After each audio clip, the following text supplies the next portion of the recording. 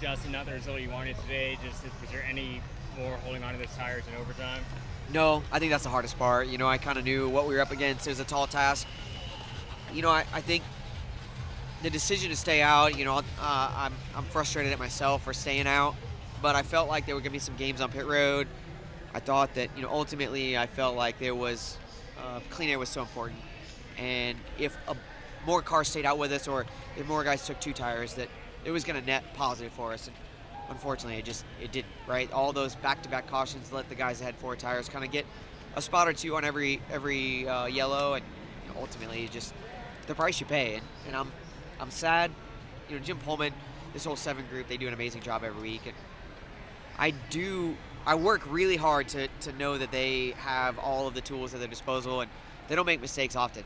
And today was one of those days they didn't make a mistake, and I thought I could be smarter, and it bit me. And that's the unfortunate part about a day like today, but it's how it goes, and we'll move on. And we had a great race car. We're really proud of the effort today, proud of the car, and we'll go on to this next stretch of races and know that we got a car that's capable of winning.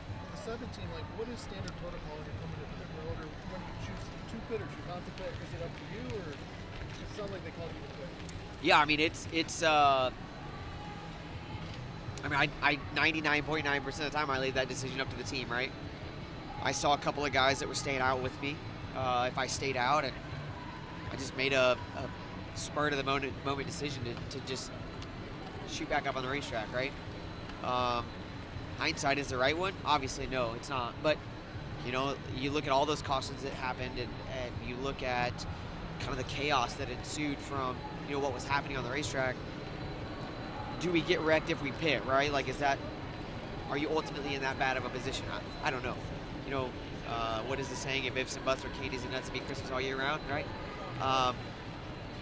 I'd love to walk out of here and be standing in victory lane and saying, man, I made the right call and it was awesome. But it's just not the case today, and we'll go back and I'll own this one, right? At the end of the day, they told me to pit, they had the plan, and it's a bad decision on my part. When you and William are side by side, is there anything you can do to break his momentum, and did you just get tight under him? Is that what happened? Yeah, I about wrecked us both, so that's not the way to do it.